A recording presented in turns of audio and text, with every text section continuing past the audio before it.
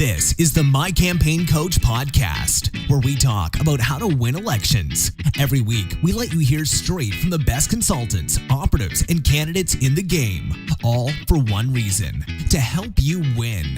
For more information about how we can help you win, visit mycampaigncoach.com. Now, here's your host, Raj Schaefer. Welcome to the How to Run for Office podcast from My Campaign Coach. This week, we're coming back with part 2 of our interview with Texas State Senator Brian Birdwell. We had a great time talking with him last week about his survival of 9/11 as the closest survivor to the point of impact to the Pentagon. We talked about his military career and how he got involved in politics, and we talked a lot about what has helped shape a lot of his core philosophies for government. If you haven't listened to that part, I highly recommend you hit pause here and you go over to that episode from last week and check it out, because it gives some good context and helps you see why you should be listening to his advice and what he has to offer and a lot of the things he's been through. This week, we're going to go forward more with talking about that 2010 special election that he ran in and won to win the state Senate seat. It was a pretty tight race. It was crazy how much money was spent there and how much they had to work, but Senator Birdwell and his bride Mel and their team did a phenomenal job, and he has a lot of the nuts and bolts advice about the campaign, how they won it, and his advice for you as a candidate or campaign staff member. So check it out. This is part 2 of our interview with Texas State Senator Brian Birdwell. Let's get right to it. So here we are 6 weeks out from the 2010 special election primary. You've got how many opponents from the race? I know you had at least one. Initially 3. It was with Senator Averitt vacating, it was a vacant seat, and in a special election in Texas, special elections are what you would call a jungle primary over in Louisiana. Mm-hmm. So you had 1 Democrat, 3 Republicans, and whoever gets to 50% plus 1 wins. If you don't get somebody to 50%, then there's a runoff between the top 2. This is also at the height of, maybe height's not the right word, but because of the Obama administration coming to office and its practical applications of what it was doing, you had the Tea Party movement building. And people were like, I met people that I've never voted, but I got to vote now because I'm watching my country slip away from me from a policy perspective. Right. And so there's a couple other things that made me very unique here, Raz. And I want to make sure, look, I don't mean that made me special, but I want you to you touched on them briefly early on. I had, I hate saying this because I don't want it to be arrogant, but I had a notoriety or a recognition with people in the activists and members of the party that the businessman who might be a chamber member might be known in his community, but not known in the political realm. I had an advantage that most did not have. I'd already spoken to a state convention. I had been a delegate to a state convention. I was known within my congressional district and my Senate district by people that are activists, voters, put up signs, things like that. In a 6-week period, I'd actually done commercials for a congressional candidate in 2008. So while I didn't do those things for the purpose of, hey, I know Senator Averitt's going to resign in 2 years, but those were things that allowed me to be an Indian on the battlefield doing my part to help my worldview and policy preferences as reflected by my party win. Well, and you really did a lot to, in addition to that, you had gone through your candidate training programs. That's where I first met you when you came through the one that Drew and I did. Drew, his father's Drew Ryan, Drew Ryan, And so you'd been preparing, and what I really like about this story is that you had done, you had the activist network, you've been working within the party and the local political scene, you'd been active in your community generally as well outside the political world, and you'd been preparing with the idea that you might want to run someday. And you had people asking you for a number of years to run. And so when this opportunity hits, I mean, where all this comes together is that if you have 6 weeks to go from 0 name ID, 0 volunteers, 0 campaign experience to Election Day, it's a really, really tough jump. It's still not very easy when you have all the assets you did, but it's straight up virtually impossible if you don't have some of those things already in place. Right, because it was categorized as David versus Goliath. In many respects, it was a Senate district version of what you would see a couple of years later with Governor Dewhurst and now Senator Cruz. Mm-hmm. While there was no incumbent, the previous state senator, who had been a mayor of the big city in the district, had name recognition, had served in the Senate up until 2002, I think it was, and declared his candidacy, having been a state senator before. So while not an incumbent, certainly the closest thing to taking on an incumbent with a vast amount of name identification. We went to started campaigning immediately. You've got to contact county chairs to see what events may be going on that you can go to. Look, there's other things you got to look. You've also got to do the analytics. The analytics are how many primary voters do you have in each county that have voted in the last primary, the last 2 primaries, the last 3, and the last 4. And then you've got to decide where to be on the battlefield, where to go be, and just call people that start working your networks, who links you to who, what kind of a social media presence do you have, the opportunities to go to places. There were debates we got invited to, public forums. Look, that is a tough initiation. If you've never stood up in front of people to tell them what you believe from a policy perspective, that is hard. The other thing that's hard is there's a lot of folks that can stand, because look, state politics is different than federal politics. What gets covered on your local news on a routine basis? It's national politics. It's national politics. So when you go to a candidate forum, it's easy to stand up and talk about Second Amendment. Just yesterday, we had the major shooting tragic in Florida. And so everybody has some ability to stand up and talk about national policy. But you're not electing a state senator to go do national policy. You're talking about education, roads, licensing. And so we were very fortunate here in Texas to have something called Texas Public Policy Foundation that puts out every biennium their policy book. It was a great place to go learn about all the different, water in Texas is a huge issue with the state growing the way it is, but our capacity for stockage is not. All the different things that a state senator is going to deal with from a state policy perspective. So while having a familiarity with federal certainly is a benefit, it is not the be-all, end-all. If that's the case, you ought to be running for the United States House of Representatives rather than running for a state representative or a state Senate position. So you have to know, and here's a military term, you have to know the battle space on which you're going to operate.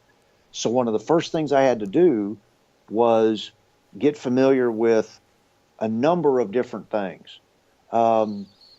Family, not in the sense of reading the law books, but policy positions associated with school choice, school funding, public school funding, higher education in our community colleges and our 7 university systems. And I had to get an inch or 2 deep across a wide variety of policy areas. I had to be articulate in why I believed what I did. So you have to bring your foundational principles to the question before you.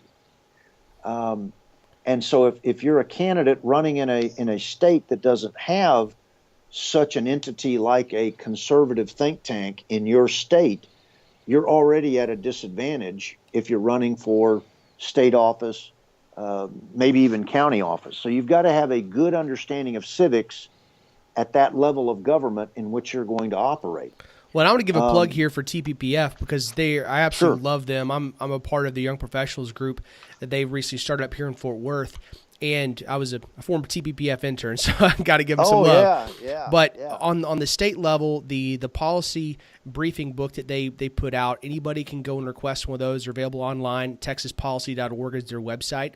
And they do awesome work. It's even one of those things where if you don't have a state-based think tank in your state, that's still a good resource for you to pick up because while Texas may have some of its own unique challenges, a lot of these policies and a lot of these ideas they have can be applied across many, if not all, of our states. And on the federal level, the Heritage Foundation does something very similar with their Policy Solutions Manual. And so depending on what level of office you're running for, you can grab one or both of those, and that'll be a great way for you to educate yourself broadly on all the different, the sexy and the non-sexy topics you're going to deal with. Oh, yeah, absolutely. Raz, I know that I've gone long here. I have more time. I don't know what your time allows, but there's a couple more things I would add to our discussion. Yeah, let's keep rolling. If that's okay. Okay, I didn't want to be disrespectful of your time. No, if it goes too long, I'll cut it into 2 episodes. But I'm clear till 4:30. That's my hard stop. I know Ben said that's y'all's as well. So as long as you want to keep rolling, let's do it. I can just chop it into 2 episodes. Here's something else that candidates need to be able to do. Look. A lot of times, particularly in the last 4 to 6 years, the word consultant has been turned into they're evil people that are standing behind the green curtain and the Wizard of Oz. And they tell candidates what to think. Not at all. I have a great consultant primarily because he comes from a biblical, Christian, conservative worldview. He helped me do the analytics to help decide whether I should run or not. Based upon here's your advantages, whether it's personal story, can you raise money, and the like. Here's what the district looks like. Here are the counties. Here's the vote tallies in those counties. Here's here's what the battlefield looks like, and here's where you need to be campaigning. We did not try to win the election outright in that 6 weeks. With 4 candidates in the race, I just simply knew I needed to win enough votes to get to a runoff. Because what that did for me, Raz, was buy me 6 more weeks.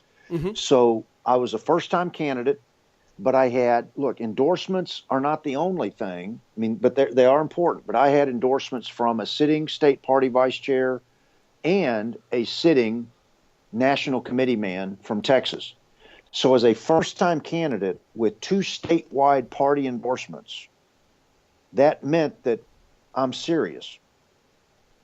I also had other people in various counties, some local elected officials, some activists, that were for me. You put those up, you get a website up. The consultant also helps you shape your message and help you spend the critical time where you need to spend your time. The most important thing the candidate can do is voter contact. Hands down. And that means, hands down, and that means that you've got to be prepared to call a precinct chair or somebody that has been a previous donor to other candidates. And you've got to, look, this is what a friend of mine, Rick Green, who used to be a state representative here in Texas, told me. He said, look, Brian, the hardest thing to do is to ask for financial help because it feels like you're asking people to give you money. They're not. That you are asking them to buy stock in your worldview of policy decisions and how you serve the constituents of your district. I serve whenever somebody calls one of my district offices or my Austin office. Doesn't matter whether they're a Democrat or Republican. If they've got an issue with state government, we do our best to serve that constituent to the best of our ability. And so that's what you're asking people to buy into your vision. And you've got to be able to take no for an answer. But more importantly, not let that discourage you because, look, in 10 calls, you might get 3 people that'll say yes and 7 that'll say no. But you've got to have the courage to make that call. It was hard for me because in the military, you don't toot your own horn. And I've never been a salesman, but you're selling your worldview to people. And there are people out there that'll be rude to you, and then there'll be people out there that will respect you because they know that you are respecting them by coming to them and asking for their support. Well, and the fact is that whether you're in the Army, I mean, if you can't survive in the Army without beans and bullets. On a campaign trail, you can't make a campaign and win without at least some amount of money. So you got to get it from somewhere. Right, absolutely. And it's money, because look, sending out a mailer to people that have voted in 2 of the last party primaries in an 800,000 person district, you probably have about 100,000 eligible voters.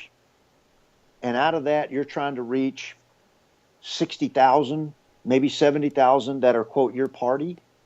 I mean, that's where the consultant helps you not just shape your message, but we also did media training. I went to Mary up in Dallas, who's a media training specialist, and they'll put you through hostile interviews from the media to train you to be prepared, how to get your message out, how to articulate it, do it simply, and make sure it's your message, not the media distorting it for you. And there's an entire under battle that voters generally don't see that's played out in the media.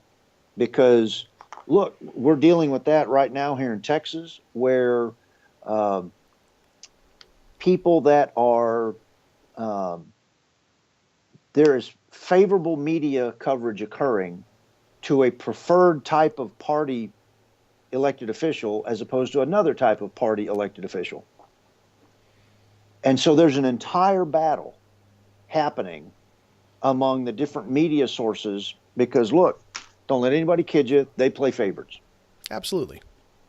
And so the voter doesn't necessarily see all that, but we got when we got to the election night of the main election day of the date that the governor called, I had 37% of the vote. I won 3 counties. I had 37% of the vote. The previous incumbent that got 45% of the vote.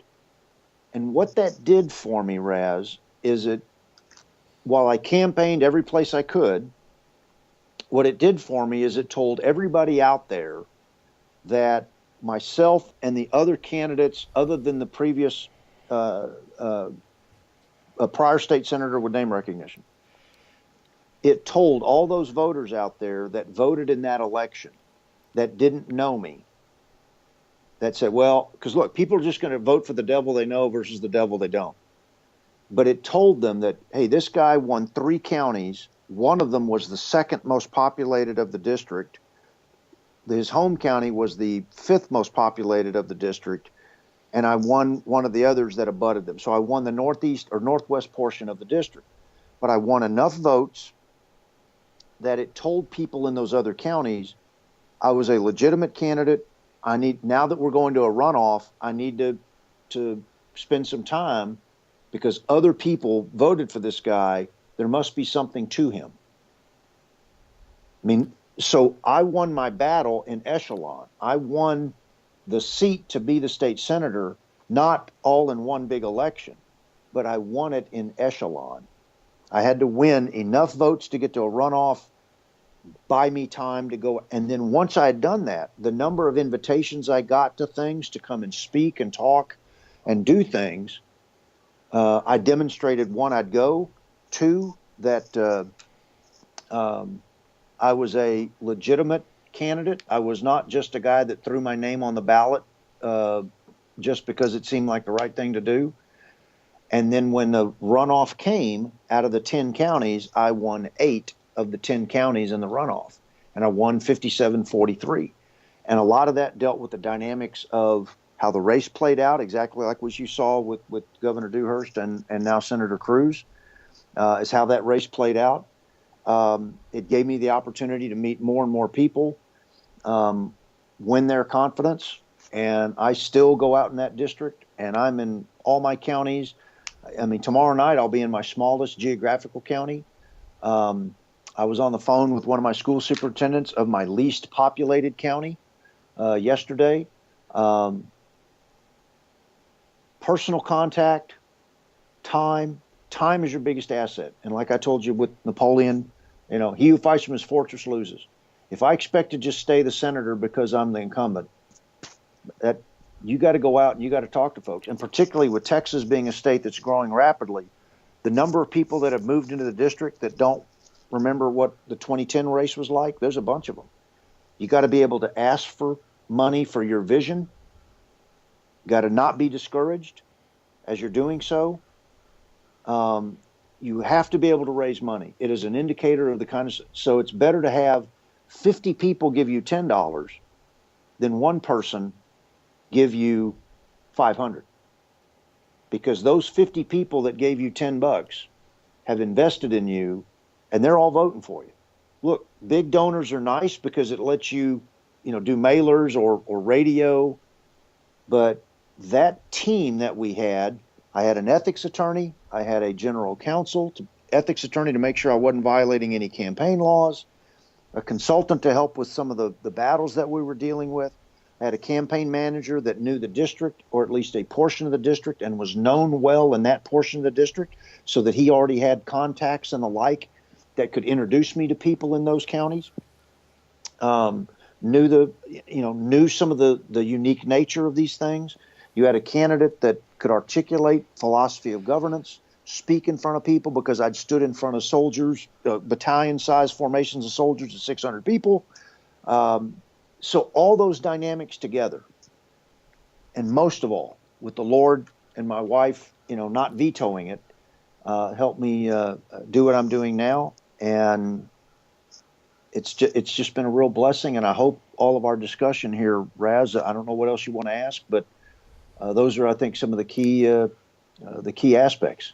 I think you hit on some great stuff there, especially in regards to the runoff election. Oftentimes, in my case, if I had a choice between picking the first place or second place in runoff, I'm going to go second place every time. Because exactly as you and Senator Cruz found out, when you come in there, that second spot in a primary election leading into a runoff, it secures your position. It means you're still in the fight. It gives a really huge vote of confidence and really shows that you're a legitimate force.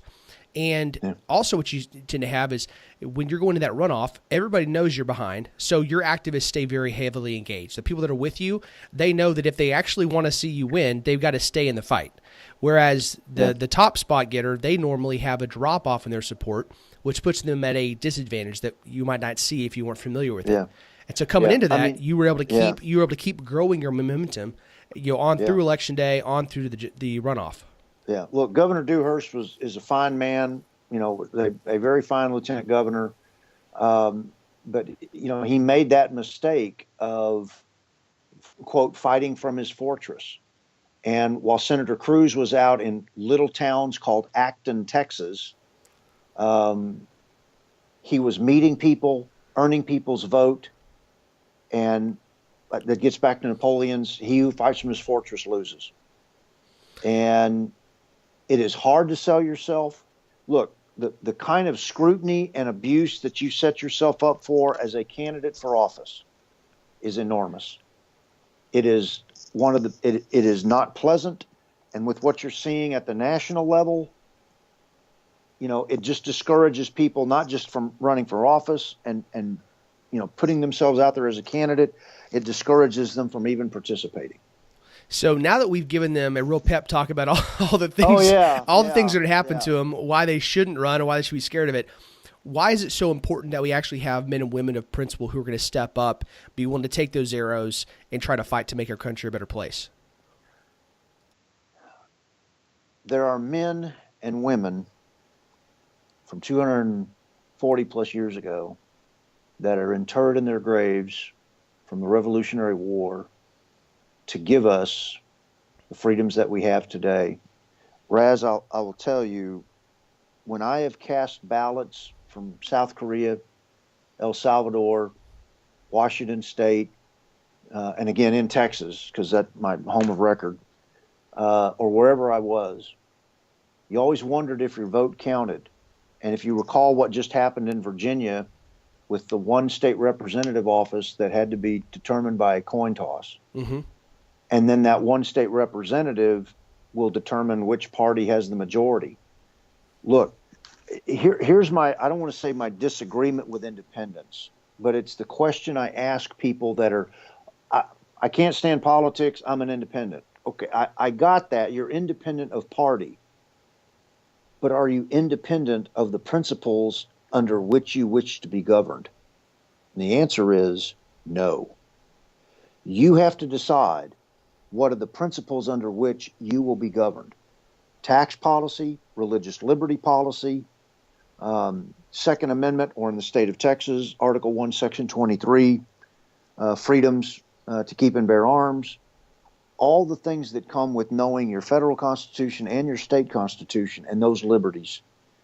Because remember, it all gets back to scripturally how we've organized our nation. Isaiah 33:32 says, the Lord is our lawgiver, the Lord is our king, the Lord is our judge. Jesus Christ is the only man to have ever walked this earth that could be trusted with all three branches of government without them being separated. When we look at Exodus 18:21, it's the verse that I had the Bible open to when I took my oath of office from Governor Perry after the special election. It's the one that says, choose ye righteous men, such that fear God, that hate dishonest gain, to be leaders of thousands, hundreds, fifties, and tens. It's the nature of the type of people to be leaders. Dishonest gain, fear God, and the moral judgment that comes from his word. And then I know that someday when I stand before him in eternity, I'm not just judged as Brian Birdwell, an individual. I'm judged as Brian Birdwell, what were the things that I voted for or against in relationship to his word and how he tells us we should govern ourselves and how we should live as an ordered liberty society.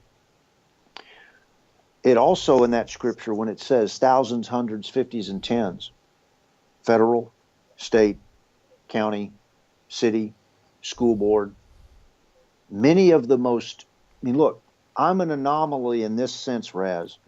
My first office that I ran for was a state legislative office. And in Texas, that's exceedingly difficult. We have 31 state senators and 150 state representatives. There are other states out there that are not nearly the population of Texas, that have 50 state senators and 100 state representatives, and their districts are a county or two. I'm not deriding those states. Don't get me wrong. Each of them has their own way to apportion how their state legislatures are done. But most people, I mean, this is why local elections are so important, not just in voting in them, but knowing those candidates and having candidates run for them. Most people that become a state senator were a state representative first, or in some other capacity of public service that gave them exposure to the constituents and the voters of the district in which they won. The Donald Trumps of the world, or the George W. Bushes of the world that became governor of Texas, are rare, that never had an elective office. But what did President Trump have? He had immense name recognition. What did George W. Bush have in Texas before he became governor? He was the owner of the Texas Rangers with immense name recognition. Ross Perot back in '92. Most people, you start at the single A as either a member of the city council, school board, double A could be a county commissioner, county executive, sheriff, maybe a chamber president or something, and then state representative, and then state representatives become state senators because they already have a group of people that are within that Senate district. State senators, Ken Paxton, our Attorney General, was a state senator. Our state comptroller, Glenn Hager, was a state senator. Our current lieutenant governor was a state senator. Our governor was an attorney general. Before that, he was a Supreme Court justice. Before that, a district judge. But point is this. Most people don't do what President Trump did, and that is start at the top. So you've got to make sure that you've got good candidates at those single A, using the baseball analogy, offices, because that's where you're going to get your double A, and it's your double A's that are going to become your triple A's, and it's your triple A's that are going to become your major league. And that's why you've got to have good people at all those offices. And we need good folks on school boards, good folks on city councils, good folks on commissioners' courts, because that's the guy. I mean, look, President Obama, you know what he was before he was president and a United States senator for 2 years? A state senator. He was a state senator. That doesn't mean I'm going to become president. But dang it, I was hoping for 2024. But the point is that there's somebody out there right now that's serving as a mayor or a city councilman or a county commissioner or school board member that 30 years from now might be a governor of a state or a candidate for president of the United States. What are you doing right now to make sure that that guy is the best candidate for the job he's in right now before he becomes 30 years from now a candidate for president of the United States? I think that's how word, people sir. have to look at being involved in the political arena and being candidates and the like. Well, I think it's also why, at least in my case, when I'm looking at municipal elected officials and those kind of people, why I care about where they stand on principle. The guy that's running for mayor, he may not have any ability to vote for policies or propagate bills that are going to affect my Second Amendment or my religious liberty or whether the pro-life issue. But it matters to me as a voter where they stand, because I fully believe that some of those people that I'm voting for city council and school board are going to be running for state representative or state senator or Congress someday. And so that's part of why I care about that. Yeah, absolutely. Well, Senator, I can't thank you enough for coming on today. You're a hero of mine, a good friend. My treat. Your wife is way cooler than you are. Oh yeah, as is mine. She's my adult supervision. Just like all guys, you marry up and you marry your adult supervision. So she has a hard job, much harder one than you do. Well, it's true. I mean, it is a spousal commitment, being in public office. And it is not easy. So Mel is what's that song, Wind Beneath My Wings? She's the one that keeps me encouraged, and she's a great sounding board, and she's got a great sense of what's happening at the ground level and things that I need to concern myself with and like. So she's a great combat multiplier besides being a great wife. That she is. Well, I treasure y'all's friendship and I hope to see y'all around Texas sometime soon. I hope that all of our listeners really enjoyed this. I know there's some great meat here, and I hope we didn't scare everybody away from running for office. It's important to understand what you're getting into, and that's always my first thing when I sit down with somebody that's telling me they're going to run. My first step that I take is kind of to scare them out of it, because I want to make sure they don't have any false illusions of what they're getting into. But I think you covered well both the reasons why some might consider not running or putting off, as well as why it's so critical to our cities, our counties, our states, our country to have good men and women of principle stepping up to run. So thank you for what you're doing in the Senate, Senator, and for all that you're doing for our country. God bless you. You're welcome. Thank you, Raz. You take care, bud. I will, sir. Please subscribe and rate us on iTunes to help spread the word. We'll be back with you next week with more campaign insights from My Campaign Coach.